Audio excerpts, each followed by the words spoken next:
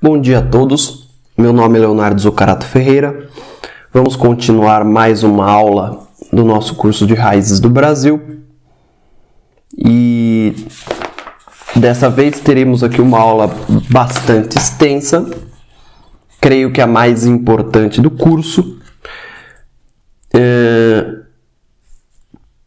porque falaremos de um assunto central do autor, o conceito de cordialidade.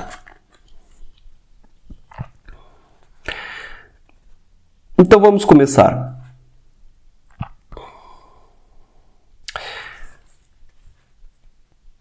Como nós fazemos sempre quando vamos abordar um conceito, eu gostaria de tentar fazer uma definição com vocês do que seja cordialidade. Vocês já devem ter ouvido essa expressão: o brasileiro é um homem cordial. A cordialidade é uma das características do brasileiro. Porém, entender o significado que Sérgio Buarque de Holanda deu a essa definição é diferente. A definição, na verdade, é bem simples.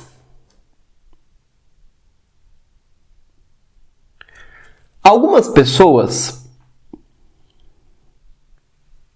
consideram que o homem cordial é aquele homem que expressa a generosidade do povo brasileiro. O brasileiro, então, como homem cordial, seria um homem generoso, um homem que ajuda os outros, um homem que se doa para aquele que está sofrendo. Outras pessoas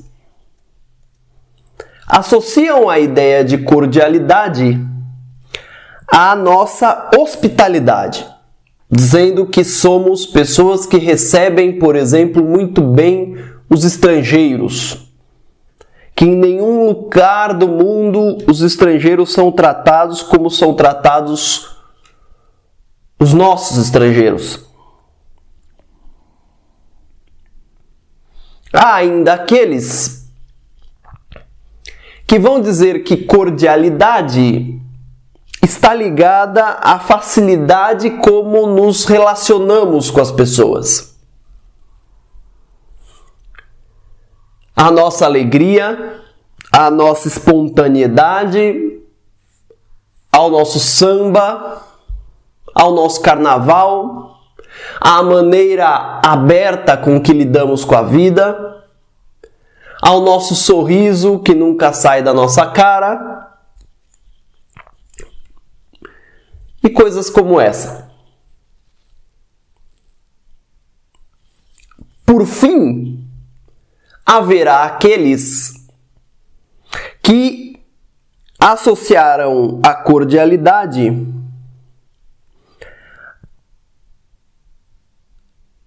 à transformação de todo e qualquer ambiente para um ambiente familiar. Quer dizer, o brasileiro trata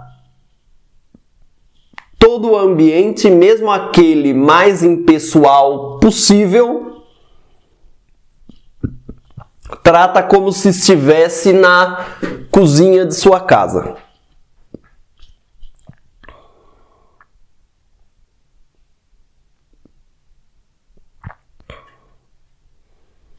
E quando se associam essas ideias ao conceito de cordialidade,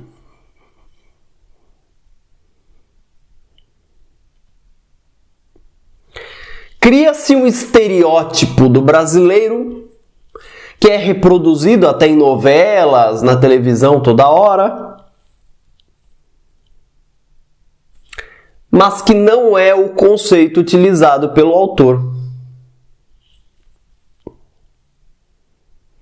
a generosidade, a hospitalidade, a facilidade no trato.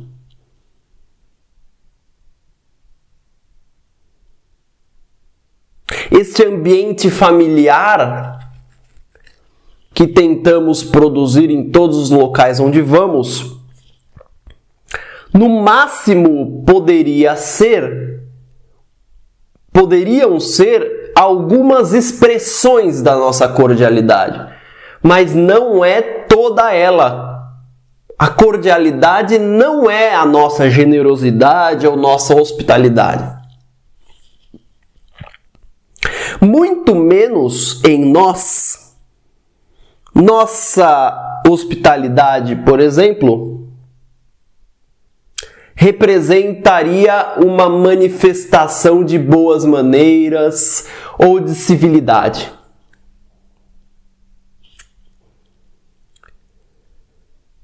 O que é cordialidade? A cordialidade é simplesmente a superação do lado emotivo sobre a razão. O brasileiro é um homem cordial porque nele transborda a emoção e supera a razão.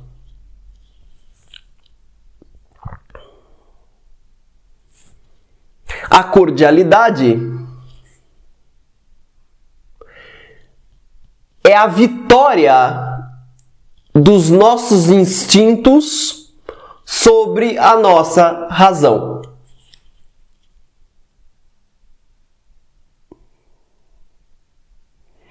É a vitória desta emoção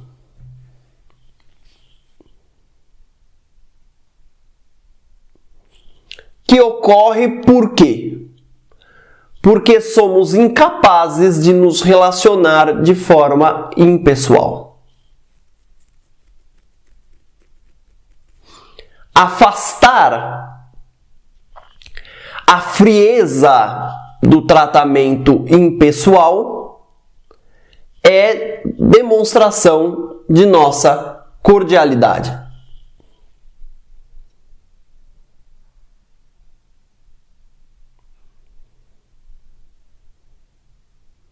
Tal como a pessoalidade, a cordialidade guarda intensa relação com o nosso passado rural.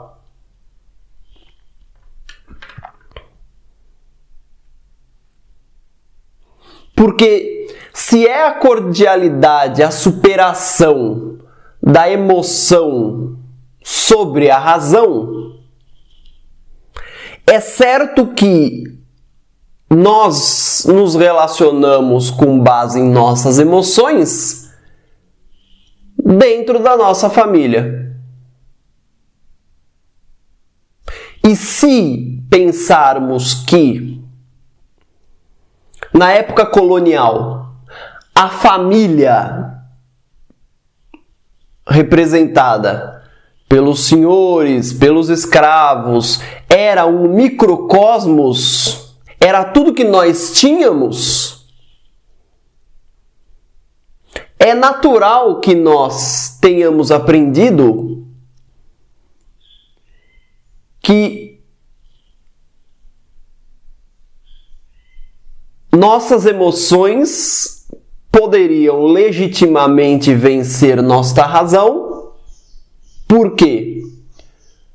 Porque, sendo esta uma manifestação do nosso passado familiar, patriarcal, rural, esta seria a única maneira de sobreviver no mundo.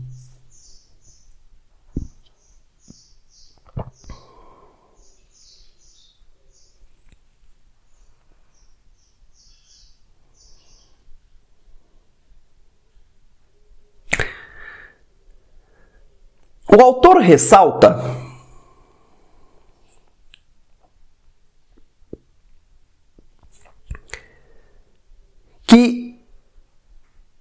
Não se pode confundir generosidade, hospitalidade, alegria de viver com cordialidade.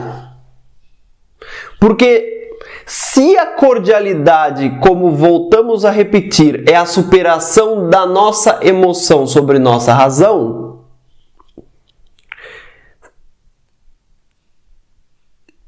nossas emoções não serão necessariamente positivas.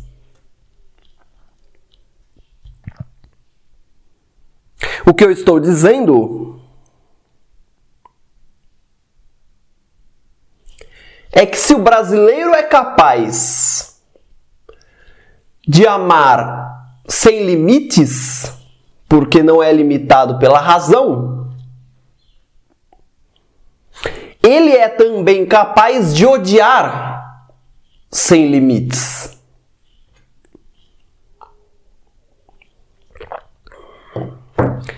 Se o brasileiro é capaz de ser generoso sem limites, é também capaz de ser egoísta sem limites.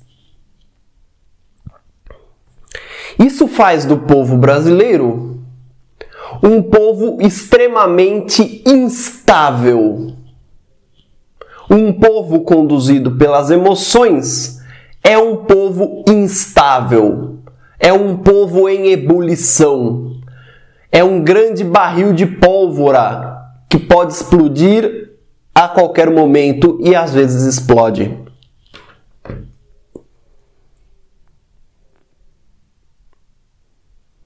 A cordialidade torna a nossa vida mais intensa, para o bem e para o mal.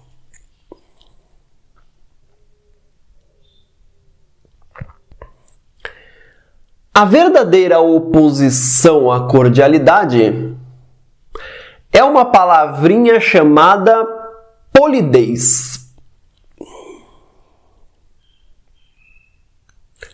A polidez é, no relacionamento humano, a vitória da razão sobre a emoção. A polidez é uma máscara racional que nós colocamos na nossa cara e nos nossos gestos e nas nossas atitudes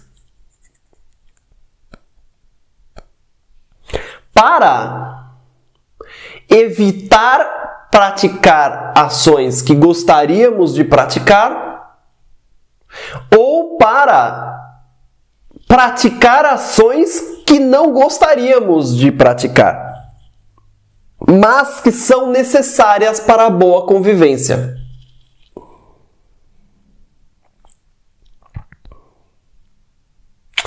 Como nós não estamos no Big Brother, como nós não estamos aqui na novela das 8, como nós não estamos aqui no show business, temos o direito, eu e você, de sermos honestos uns com os outros. Então podemos dizer o seguinte: por mais triste que você considere esta ideia, a convivência humana depende de uma espécie de mentira social. Não sempre, mas em alguns momentos. Isto é, se você resolver agir segundo suas vísceras o tempo todo, você não vai conseguir conviver com ninguém. A convivência, sobretudo a convivência fora do ambiente familiar, depende de uma espécie de mentira racional. Isto é, depende de eu saber em alguns momentos esconder, travestir as minhas emoções. Isso se chama polidez. Eu dou um exemplo simples. Quando você está vivendo, você tem ambições. Então, por exemplo, se você está dirigindo rumo ao trabalho, a sua ambição é chegar lá. E se você está atrasado, a sua ambição é chegar lá no horário, para não ter nenhum tipo de penalização. Então vamos supor que você esteja com o seu carro dirigindo e entra uma senhora na tua frente com o carro. E você instintivamente o que quer? Passar por cima. A sua vontade instintiva é passar, é chegar lá. Mas é nesse momento que você, para conviver bem, tem que vestir uma máscara de polidez. Engolir a seco os seus desejos e esperar. Como você não vive sozinho no mundo, como você não é um Deus como aquele filme do Jim Carrey, que ele se transforma em Deus, eu não me lembro o nome aqui, e aí ele vira Deus e começa... Deus sai de férias, é uma coisa divertidíssima. Deus sai de férias e aí dá a ele... Ele vira um Deus temporário, um Deus substituto. E ele começa a fazer tudo o que ele queria fazer.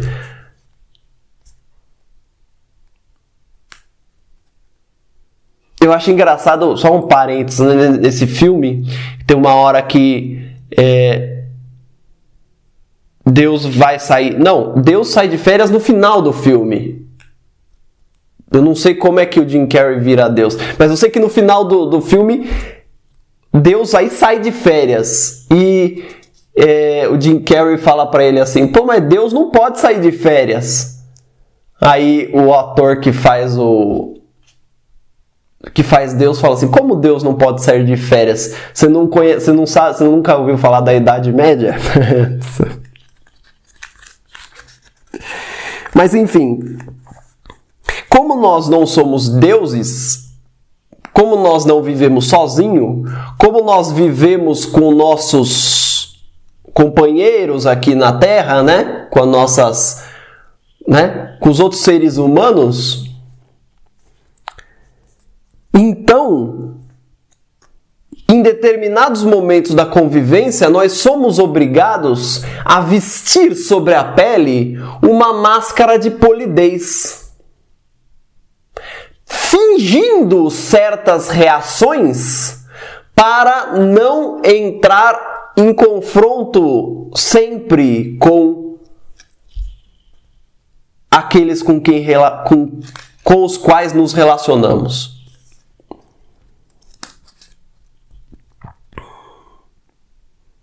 A polidez é esta máscara racional que impede a vitória das emoções a todo instante.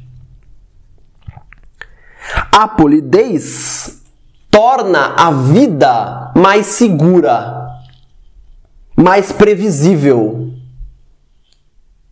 É uma espécie de ritualismo social. Por quê? Porque se todos começarem a fazer o que querem, a vida se torna insuportável. Então há momentos que nós temos que fingir algumas reações para o bem da convivência.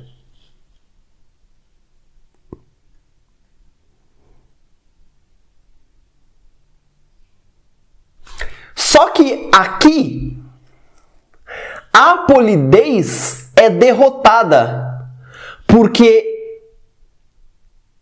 nossas emoções derrotam todo tipo de máscaras racionais que nós fingimos que nós colocamos sobre a cara. Então, se nós podemos dizer que em nós a cordialidade, as emoções vence a polidez, podemos dizer também que entre brasileiros o relacionamento é mais sincero. Mas é por isso mesmo que é mais intenso e conflituoso. Porque as emoções estão em choque sem um freio racional.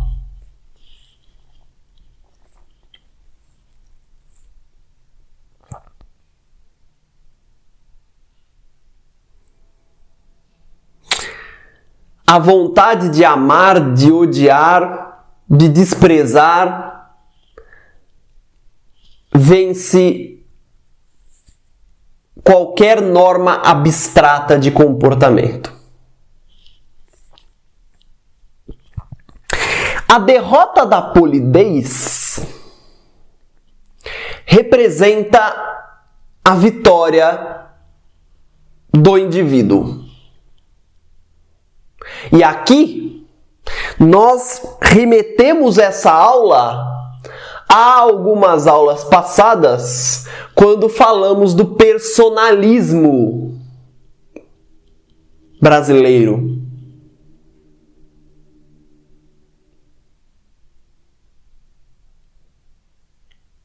Porque quando nós damos vazão a nossas emoções, nós privilegiamos a vitória das nossas emoções pessoais sobre normas gerais de comportamento. A polidez existe para que as pessoas consigam conviver. A polidez não é interessante ao indivíduo. A polidez é interessante a todo mundo. E quando ela é derrotada, o todo se curva diante do particular. A derrota da polidez é a vitória do indivíduo de suas vontades sobre as necessidades sociais.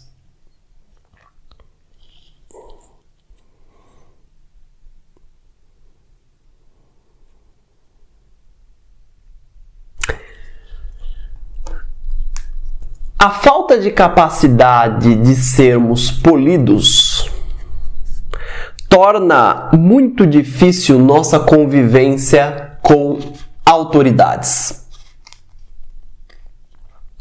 A convivência com autoridades exige uma certa polidez de nós. Geralmente, a autoridade é chamada por um título. Por exemplo, Vossa Majestade ou Vossa Excelência, que é um título de polidez, porque ninguém emocionalmente chamaria outro, sobretudo um brasileiro, de Vossa Excelência.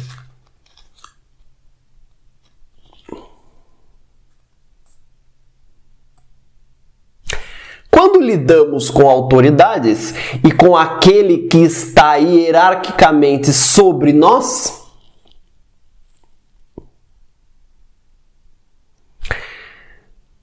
pelo motivo óbvio de que não gostamos de ninguém mandando em nós, se um comportamento polido seria o de aceitar aquela autoridade, porque ela tem certa legitimidade social, é certo que não aceitamos. Daí que o relacionamento entre a autoridade e os subalternos, em praticamente todos os lugares no país é um relacionamento conflituoso, uma espécie de luta de classes permanente, né? Onde a autoridade está sempre querendo usar o seu prestígio, aumentar o seu prestígio e os privilégios do mando, e os subalternos estão sempre querendo fazer a revolução. É difícil para nós nos subordinarmos a uma autoridade. Inclusive porque essa subordinação significaria a supressão da nossa personalidade, que também é muito agressivo para nós.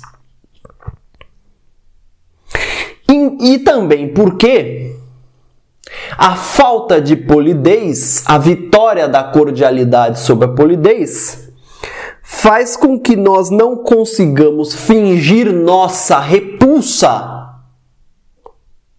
ou fingir nossa ausência de repulsa quando convivemos com coisas que não concordamos.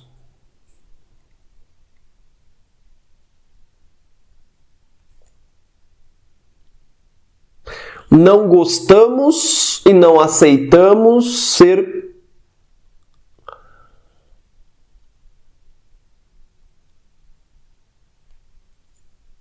contraditos.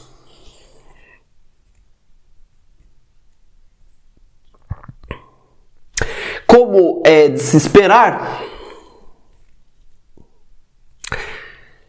esta dificuldade com a hierarquia e com a autoridade no Brasil é superada como? Com a inauguração de traços pessoais entre a autoridade e os seus subalternos.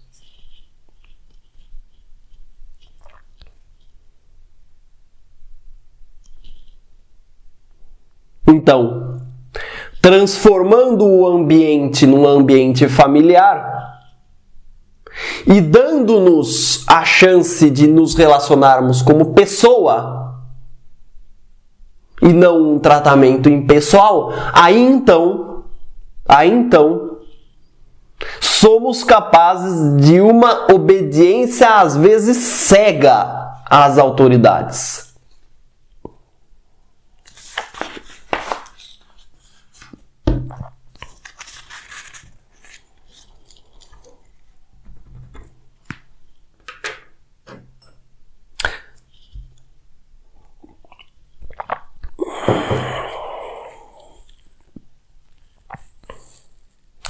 Vocês já conseguiram perceber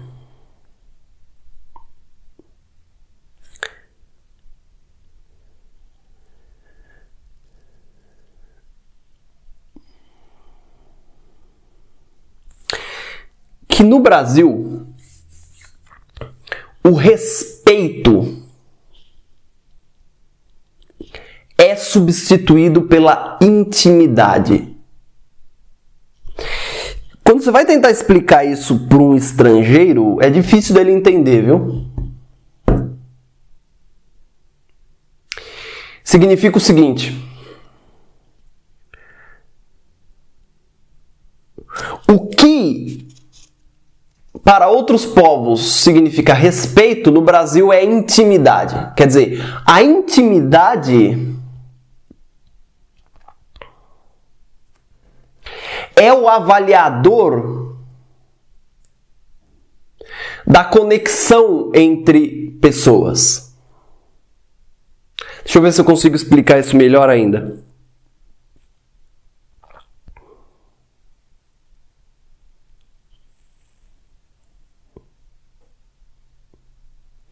Se em outros lugares as regras de polidez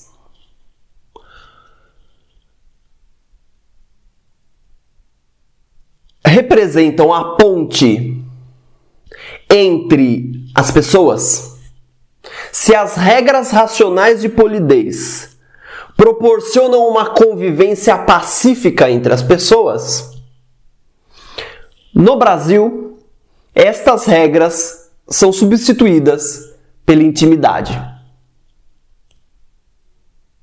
Então, o grau de convivência pacífica que as pessoas terão será representada pelo grau de intimidade que elas terão.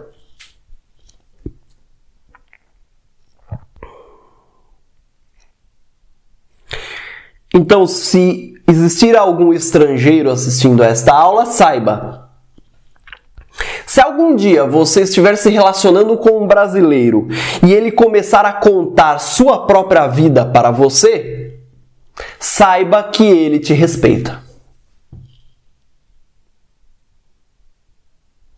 No Brasil, uma das formas de você mostrar que confia e que respeita uma pessoa é você se abrir com ela. É você dar a sua intimidade para ela. A intimidade é um critério de avaliação dos relacionamentos.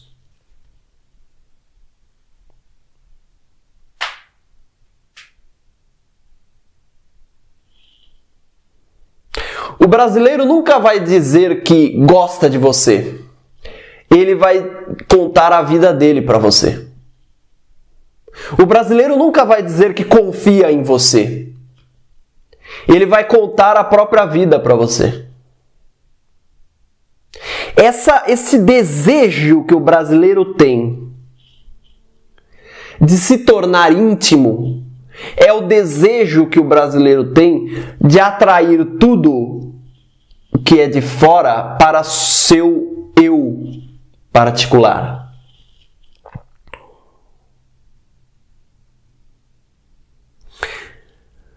O reconhecimento social que um brasileiro atribui a alguém é medido pelo grau de intimidade que lhe confere. O grau de intimidade que o brasileiro confere a outro é proporcional ao reconhecimento que ele tem do outro.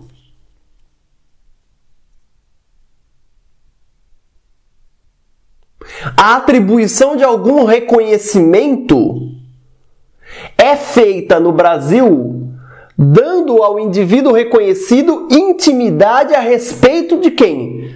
Daquele que reconhece. Não é engraçado? Avaliem suas próprias relações e veja se não é isso.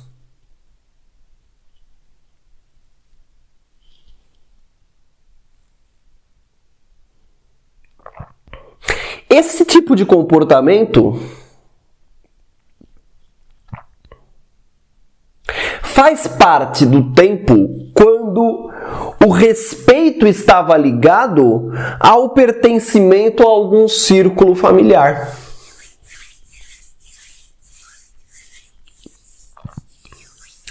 Também faz parte desse nosso desejo de atrair os objetos para nós mesmos, de nos familiarizarmos com as pessoas e objetos estranhos, um hábito bastante particular, que é o uso de diminutivos.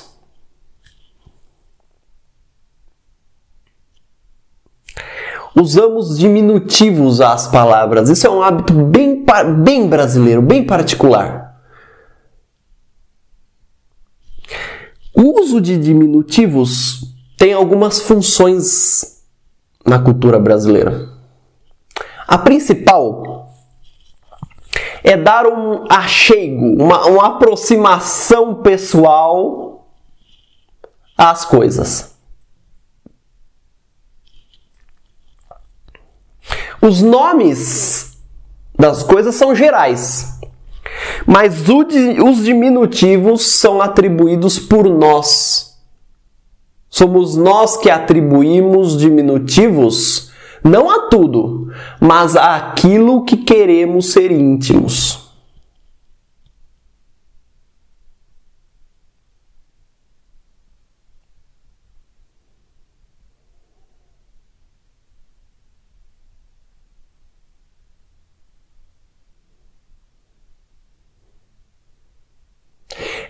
um significado completamente diferente no mundo mental brasileiro você dizer, por exemplo, olha aquele cachorro, e você dizer, olha aquele cachorrinho.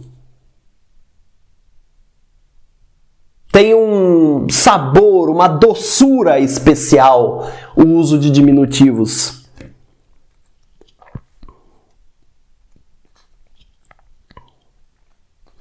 Os diminutivos tornam os objetos partes do eu. Para pensar. Isto aqui é uma caneta. É o objeto do mundo. Não tem nada a ver comigo. É uma caneta.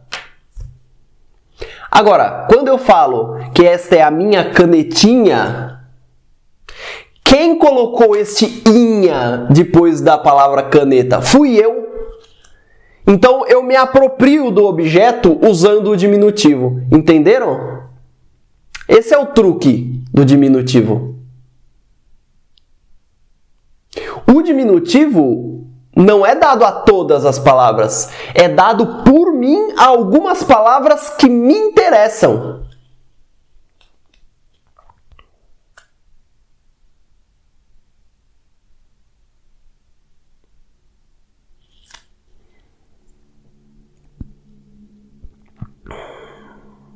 Veja só, fazemos dos objetos com diminutivos mais acessíveis aos sentidos e mais próximos do coração. Tornamos os objetos mais afeitos. Nós pessoalizamos o mundo quando damos diminutivos aos objetos.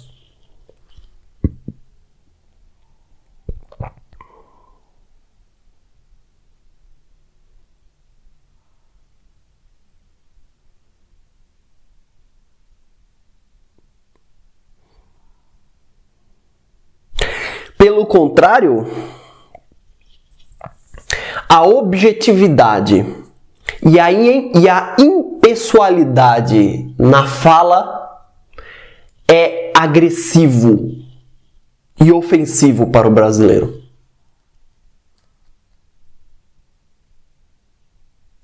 O exemplo seria a expressão dê-me, né? Você sabe que você pode falar dê-me o chocolate. Tem alguém conhecido seu comendo uma barra de chocolate, você fala dê-me o chocolate. Tem um ar rude, agressivo, dê-me o chocolate, como se estivesse brigando com a pessoa. Agora, você pode falar me dê o chocolate. Você adocicou a fala. Você humaniza a fala. O brasileiro emocionaliza a fala. Torna a fala coisa de gente.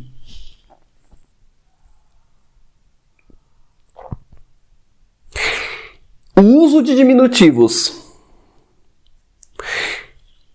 com a utilização de outros recursos para aproximar ainda mais as pessoas é essencial para uma boa convivência no Brasil. Além do que, o uso de diminutivos tem uma outra função mais acessória, mas não menos importante, que é evitar o conflito. Pode perceber. Quando você quer dar uma ordem à pessoa, mas você não quer que com isso seja destruído a relação de pessoalidade entre você e a pessoa, você usa um diminutivo. Para adoçar o relacionamento.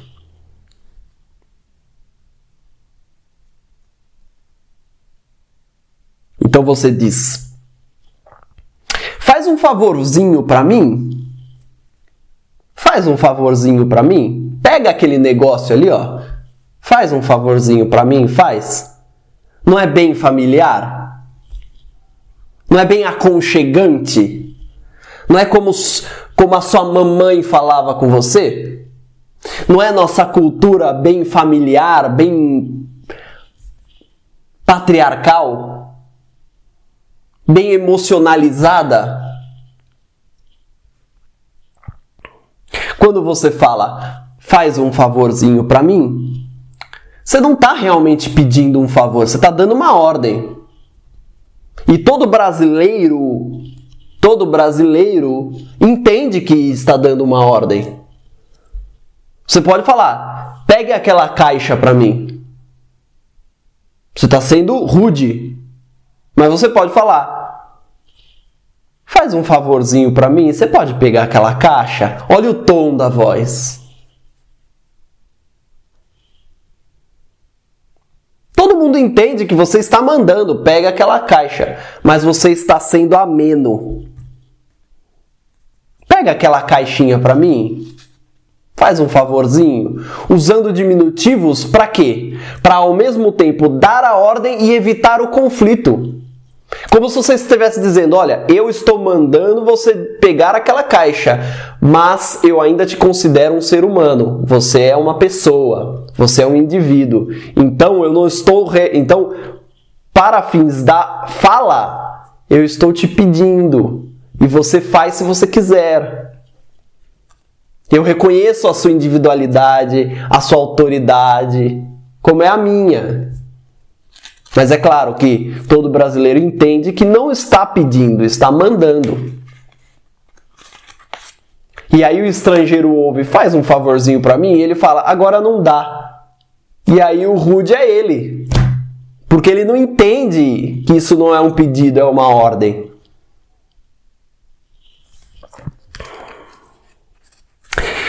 O desconhecimento de qualquer forma de convívio que não seja ditada por uma ética de fundo emotivo representa um aspecto da vida brasileira que raros estrangeiros chegam a penetrar com facilidade. Também nas relações de consumo ocorre fenômeno parecido.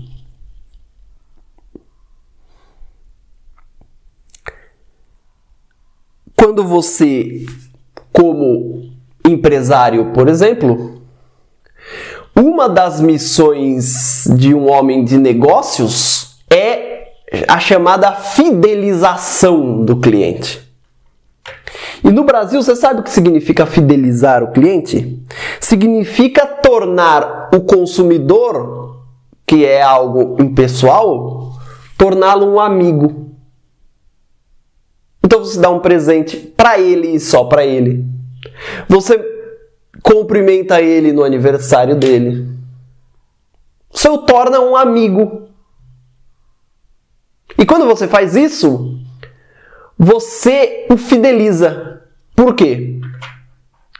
Tratando ele como um amigo, você o trata como se fosse parte da família.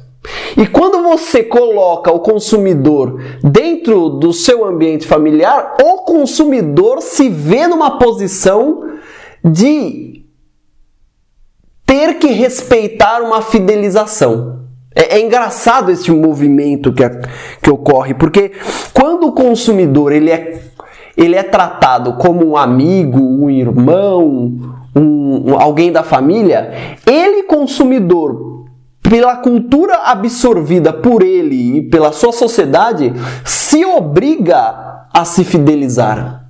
Como se fosse um dever familiar. Um dever quase religioso. E aí aquele consumidor que poderia te passar o calote, que poderia te dar um cano, que poderia não te pagar, torna-se o cara mais fiel do mundo. Tanto é que você vende fiado para ele. Paga aí, paga quando puder.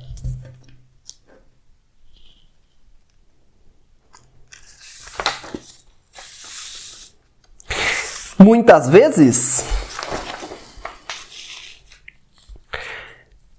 as corporações no Brasil elegem indivíduos que vão fazer esse papel de mediação pessoal entre os consumidores e a corporação. É claro que isso existe em todos os lugares, mas no Brasil o mediador tem vital importância, porque o papel principal dele é tornar a corporação uma espécie de segunda família do consumidor. Isso acontece muito ainda em cidades do interior do país, quando, por exemplo, o gerente do banco,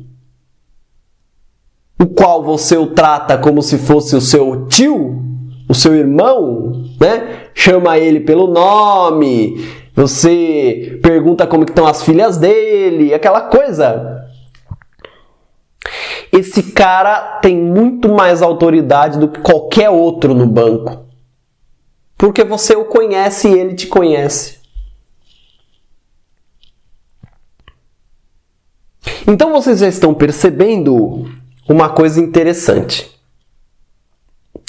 A pergunta: o brasileiro é honesto ou é desonesto?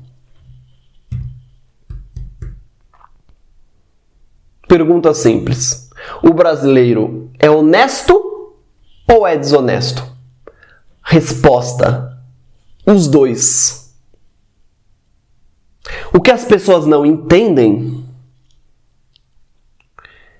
é que a moralidade brasileira é seletiva. O brasileiro tem uma dupla moralidade, tem, digamos, duas éticas guardadas dentro dele que ele lança a mão em determinadas situações. É a ética da honestidade e a ética da desonestidade. Ele é honesto e desonesto ao mesmo tempo.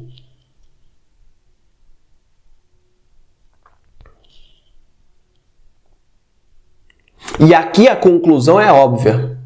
Quando é que o brasileiro lança a mão de toda a sua ética honesta?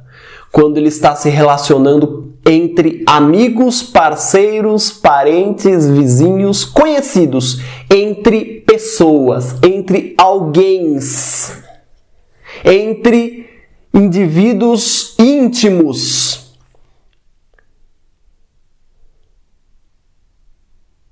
Entre conhecidos.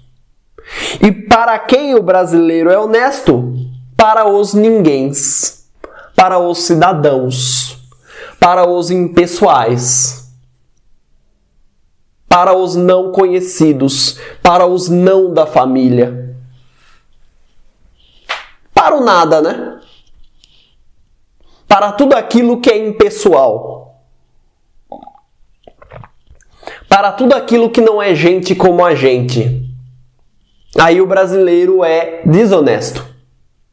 A palavra não é nem desonesto, veja bem. Não é nem desonesto. É indiferente, eu diria. Quando o brasileiro não tem nenhuma filiação pessoal, ele não se sente obrigado a um respeito. É simplesmente indiferente. Agora, se ele tem uma ligação pessoal, ele se torna o indivíduo mais fiel que existe, mais honesto que existe, uma abnegação verdadeiramente cristã. O brasileiro é capaz das maiores demonstrações de compromisso e fidelidade com os seus amigos, ao mesmo tempo que é capaz do maior egoísmo, das maiores traições com aqueles que não seja íntimo.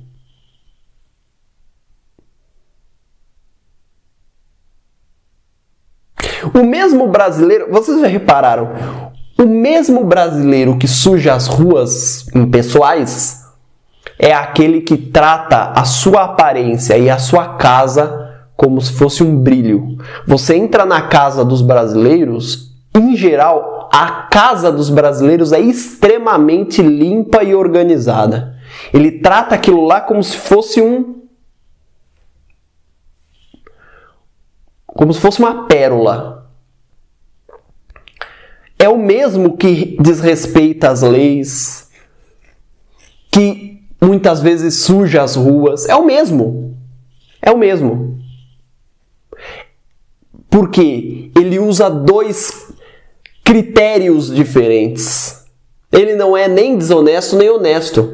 Ele é honesto com aquilo que lhe é conhecido. E ele é desonesto com aquilo que não é conhecido, com aquilo que tem relacionamento, que não tem relacionamento com ele. Como as ruas tão temidas, ruas impessoais, frias ruas.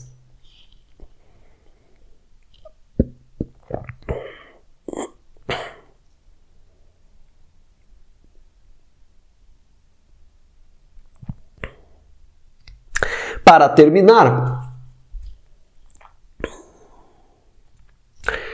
não poderia deixar de falar que o nosso relacionamento com o outro mundo é mediado.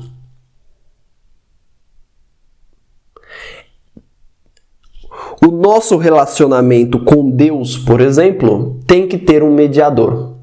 Porque Deus é impessoal. Deus é para todos. E como eu não admito um relacionamento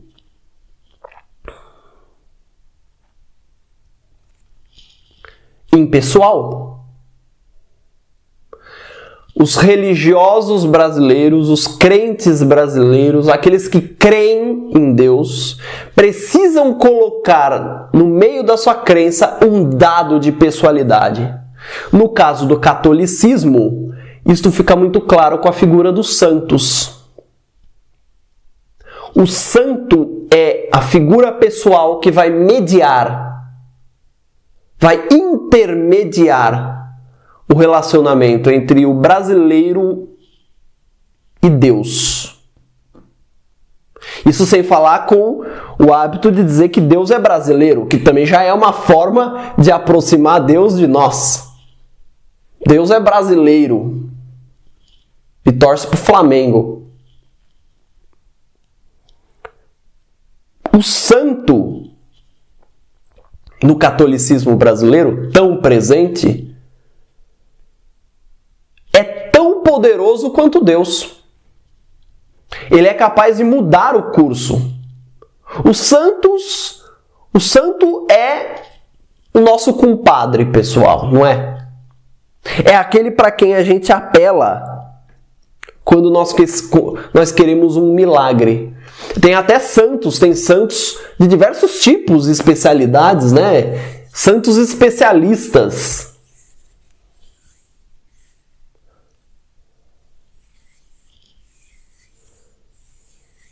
O santo representa a vitória da minha pessoalidade sobre a impessoalidade de Deus.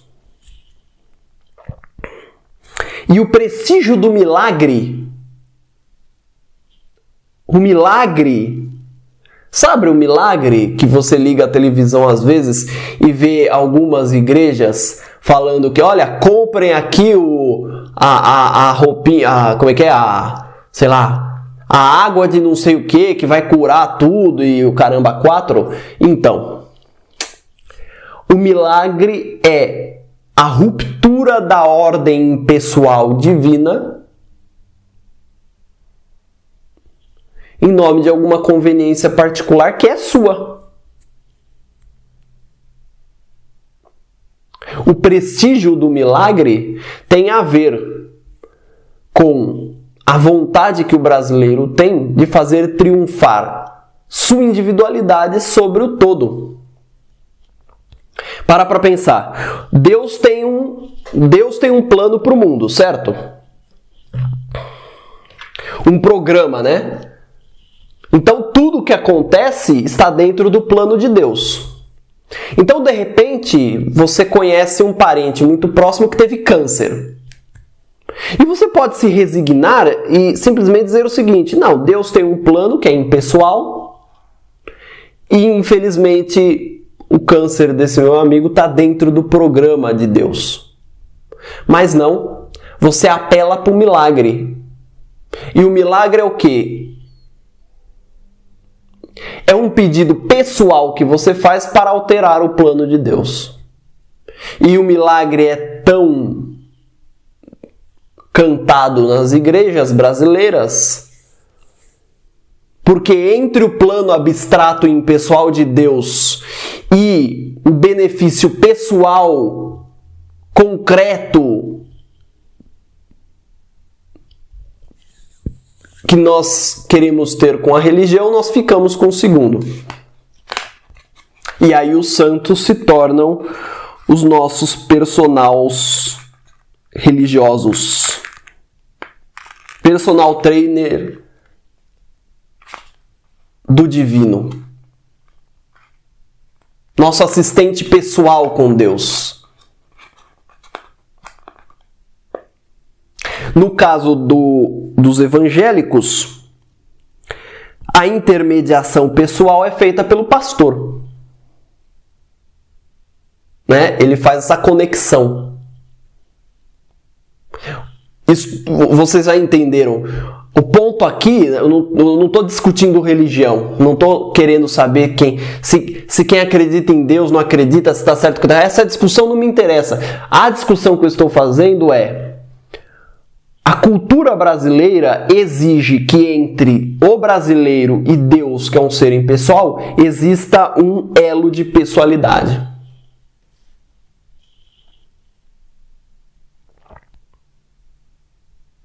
Daí que se estabeleça entre eu e meu santo, ou entre eu e o pastor, um relacionamento cordial.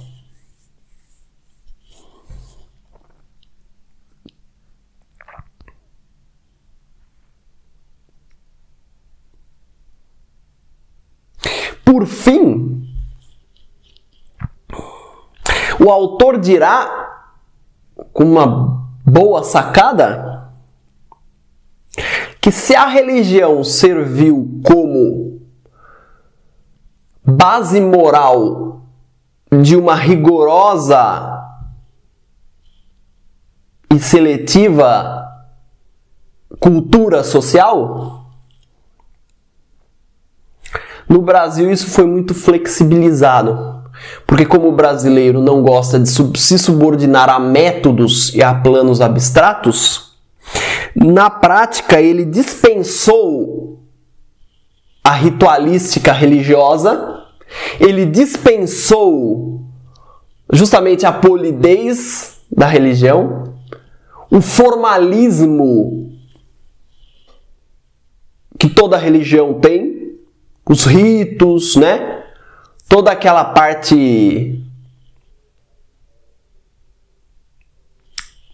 Me fugiu a palavra, mas toda a parte ritual mesmo que a religião tem, ele dispensou isso em nome de um relacionamento mais direto, mais franco, mais pessoal, mais emocional, mais conectado com ele mesmo, sem barreiras, digamos, formais.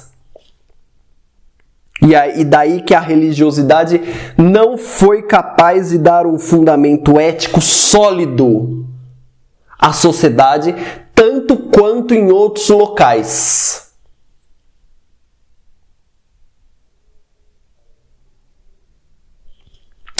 Perfeito, povão?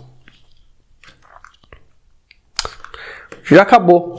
Eu esperava que essa aula fosse mais longa, pelo visto não foi. Mas bom, tudo bem.